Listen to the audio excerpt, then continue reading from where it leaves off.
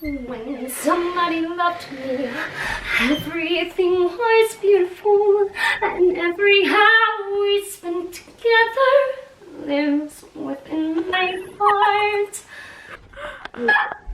No, zoom out. Hey guys. So we're gonna be talking about Boys oh my god, and what it's like dating when you've got issues. I got issues, and you got them too. Anyways, more so like when you're dating with like a rare or severe medical condition, because that's like us. a chronic illness. So, do you want to start with like your experiences? Okay. Dating? I don't have much experience, to be honest. You have some. I have some. And you can really talk about the online dating crap, especially all the gross messages you get. Oh yeah, that's and real all fun. the perverts. We love that. It's great. It's so fantastic. Love it. Living for it. Anyways, so I don't even know where to start, man. I guess like, so most people start dating in like middle, high school. I had other things to worry about then, so. Like not dying. Yeah. I had some like medical issues, especially like the end of middle school, beginning of high school. So later on in high school, I'd see a cute boy and didn't know how to act around him, so that was fun. Still do that, but I think it's a little better now. I remember when you were in a college class and you're like, Hannah, there's this cute guy in my class. I'm like, okay, talk to him, just say hi. And you're like, how do I do that? Yeah, I guess it hasn't gotten much better. It is, you are improving. Thanks. I am proud of you. Thank you. I try. So yeah, didn't have any dating experience in high school. And so once I turned 18, I got Tinder. Kind of got it as a joke in the beginning, like just to mess around. But then I like changed my profile to be more like serious, because I was like, well, it's a good way to start, I guess. Don't know if it was. Then I also got like Hinge and like Bumble and all those apps. And I finally went on an actual date. It was fine. Nothing came of it. We didn't really like connect on that level. How old were you when you went on your first date? I think I was 20. Wait, I was like 21, 20. Between 20 or 21, I don't know, man. That was my first date. It was bad. I mean, it wasn't awful. Like, the guy was fine. Nothing weird. Well, Did like he ask you any questions about like your legs or not wheelchair or anything? not on the day. I had talked about it beforehand because I try to be upfront. Like, I don't want to like, if that's gonna be an issue for someone, like I might as well cut them loose from the beginning. Like, shouldn't even bother trying, because that shows that type of person, like who that person really is, and they're not worth my time if they're not okay with it. On your Tinder profiles or your Bumble profile, do like you automatically disclose like, I don't have any legs?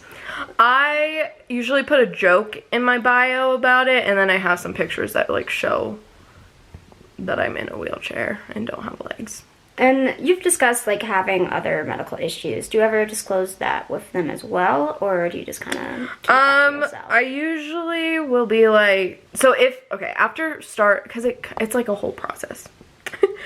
So I'll start talking to someone, and if they don't bring it up, then I usually will bring it up. I'm like, hey, like you did see that I don't have legs or I'm in a wheelchair, and they're like, oh yeah. And usually if I've actually like been having a conversation with them and I bring it up, they obviously saw, like at that point they noticed. Yeah. So they're usually like, oh yeah, I did see that, LOL, or something like that. And I'm like, okay. And then they'll be like, so do you mind me asking what happened? And that's when I'll tell them what happened. And then I'll usually like throw in there, like, I also have some other medical issues. Like, or I'll say like I was born with a rare spinal condition that caused my legs to be deformed, and I got them amputated when I was 10, and it also, because of my condition, I also have some other health issues. But I won't like go into detail because yeah, that's awkward, I feel like. I mean, I know you've never gotten to this point yet with your dating, but when do you think it is the right time to start disclosing more of your medical stuff? Like, what your day-to-day life is actually like? Because obviously your day-to-day life isn't the normal.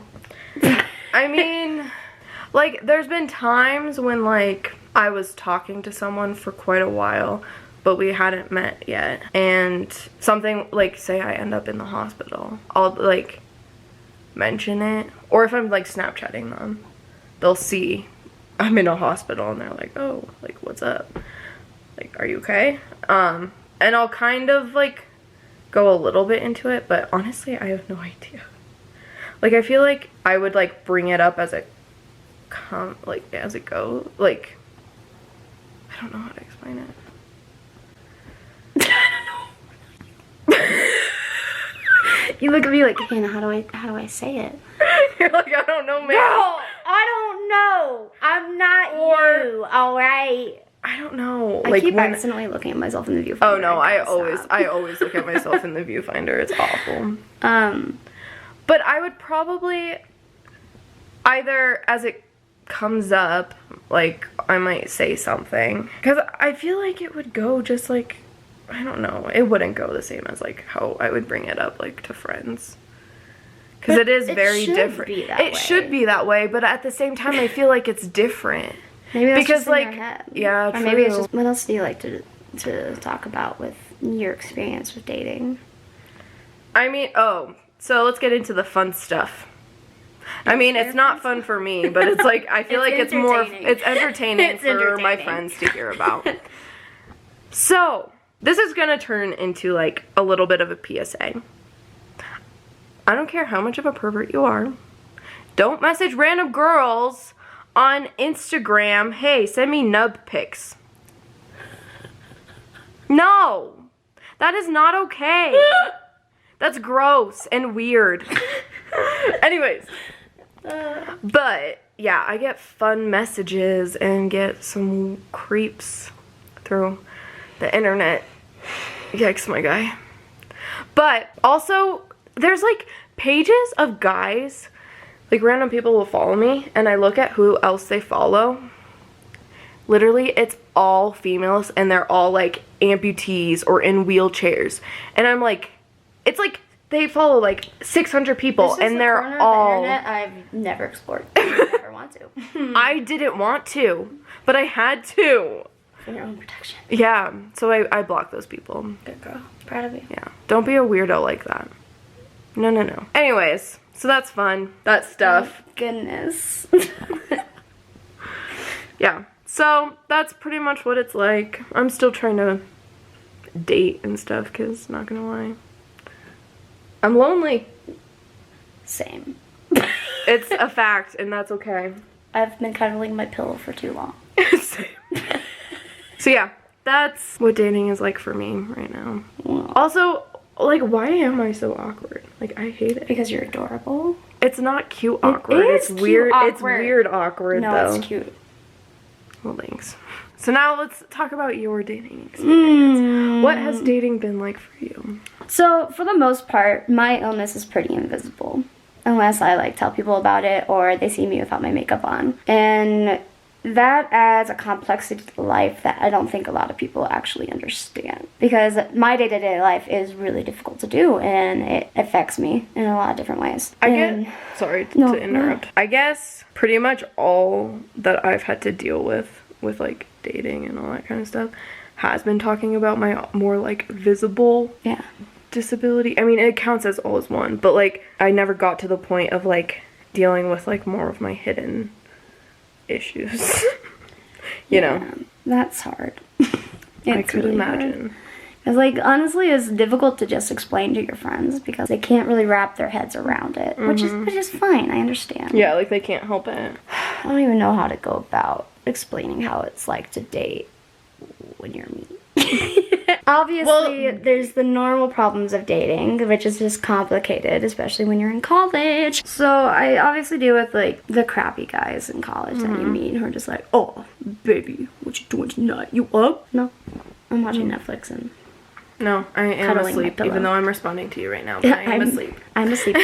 But I'm the kind of person who likes more serious relationships and like actually likes to get to know a person. Not into the casual and not just thing. like I have I'm a not physical into it either. relationship. I'm a person who I need an emotional connection with somebody in order for me to tolerate being around them.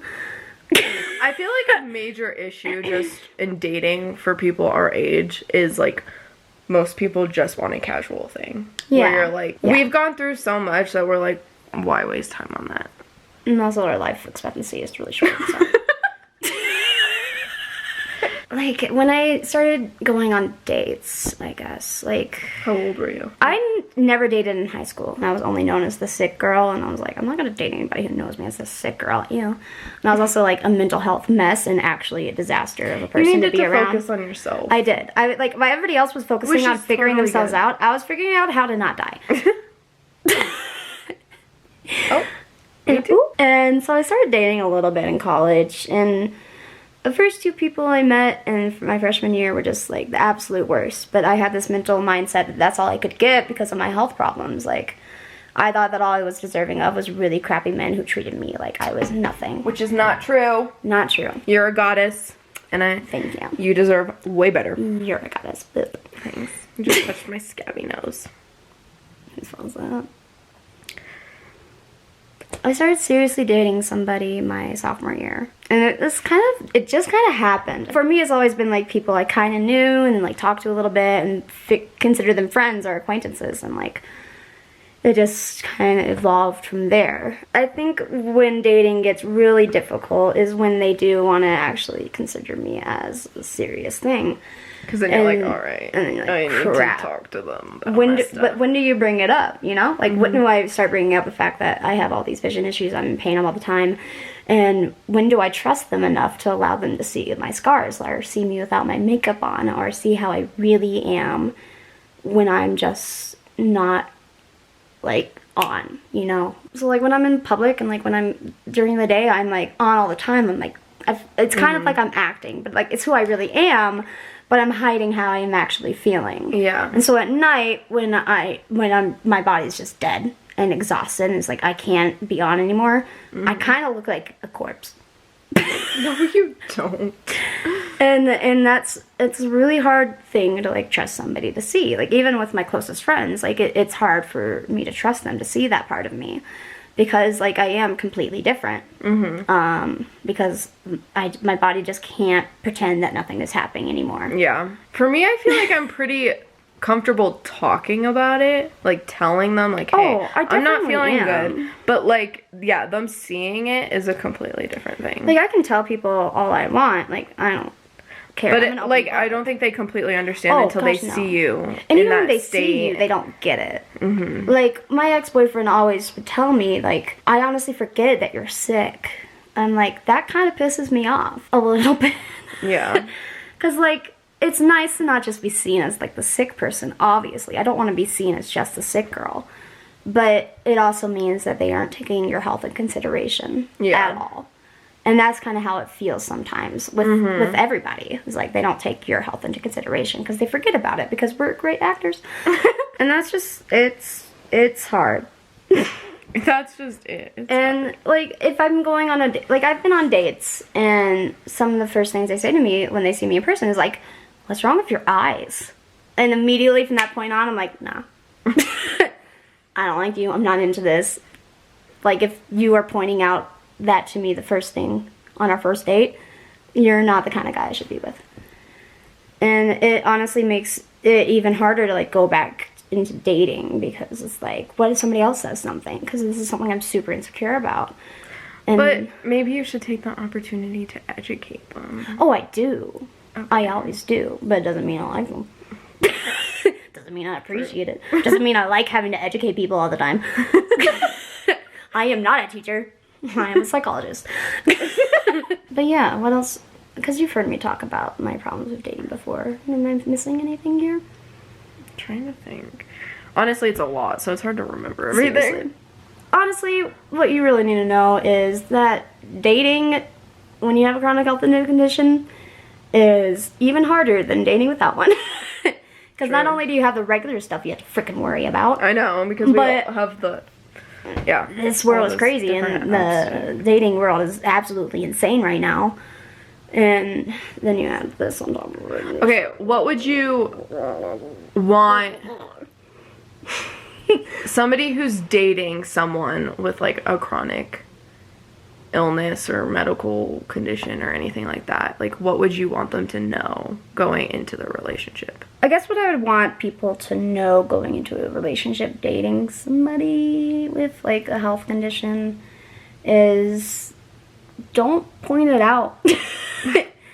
Let them bring it up let them to bring you. it up. Like, and if they bring it up and you do have questions, that's your opportunity to ask them. Because they'll bring it up. I always bring it up. You always bring it up. Because we're thinking about it a lot more than you probably think. We can't even focus on you yet until we let you know the baggage that comes with us. But it's not freaking baggage. Why did I say that? It's not baggage. It's the other part of us. It's just a part of us. Why aren't more people dating us? Like, if anything, we're benefiting their, like, brains.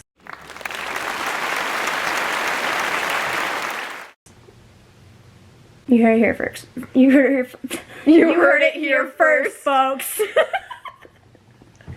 We're benefiting your brain, alright? But yeah, let the girl or boy tell you about it first. Let the person tell you about it first. And like, obviously you're gonna have questions. But yeah, and that's totally okay. We're fine answering questions. Yeah. But not when it's like first date, hey, what is this? Or in like a rude way. Yeah. Like, well, I mean, honestly, if I was dating someone for a while and they asked a question kind of in a rude way, I wouldn't even care, honestly. Oh yeah, no. Like, that's the other thing. Like, once we're comfortable with you and once we're in a good place, joke about it. Yeah, because it's funny. Real. Yeah. That's the best way to get through. Best coping mechanism ever. Really is. Like, lots of people say it's an unhealthy coping mechanism. I'm studying psychology. It's actually very healthy. So. Makes you laugh about it. But make sure you're actually okay with it before you actually joke about it. Yeah. Like, we're genuinely okay with, like, our health conditions. And so we joke about it. Joke with us. We'll laugh. Yeah, so don't get, hard like, uncomfortable. And fall for you even please more. Laugh at our, if we start joking about it, please laugh. Laugh at our jokes, because we're freaking hilarious. Yeah, we are. Oh, yeah, baby! Yeah. We're gonna look back on this video and freaking hate it. No, I think I'm gonna love it. It's our true selves. I think one thing I wanted to talk about was that, like, insecurities play a huge part in dating. Oh, yeah, for sure. And for me, dating as a chronically ill person, like, a constant thought and insecurity that I have that goes through my head is that, oh, he can turn around the corner and find somebody prettier and who's less complicated. And, like, the only thing I can use to combat those negative thoughts, you know, is like, well, yeah, maybe they're less complicated per se, and maybe they are prettier, but I have a life experience that not a lot of people are going to relate to, and not a lot of people get to learn. And now I have this huge thing about myself that I can educate people on and help them grow as individuals because of it. And I feel like that is far more important than being less complicated and being beautiful. But it's still hard. Mm-hmm. And it's really hard when you're 21 years old and you're dating other 20-year-olds. Time and time again, you get rejected or... But the thing is with that, with anyone, there's going to be somebody prettier and probably less complicated. At least from what you can see from the outside. Like, they might have way more complicated stuff, just not your type of complicated. Yeah. Exactly. So, it shouldn't be a thought, but I do understand. Yeah, like, it shouldn't be a thought. Yeah. But it's a thought. It still happens. It sometimes just takes over everything in your brain. But, you know, we are amazing women. We are deserving of amazing men and friends and family. Yes. And we have a lot to give out to this world. And one day we're going to meet somebody who agrees with us with that. True. And until then, we have each other to hype each other up. Yes. So I'm leaving back to Minnesota tomorrow. So we're pulling an all-nighter so we can... I don't want you to leave. I know. Well, I can't cry, so... But thanks for listening to our little rant about how much it's not always that fun to date when you're us. And everybody keep an open mind out and be willing to learn. Yeah, maybe you learned something from this maybe you learned video. something. Keep an open mind. be open to finding new perspectives of life and humanity because it's really cool. Yes. So yeah, bye. Wait, like, comment, share, subscribe, click the notification bell. Bye! Bye.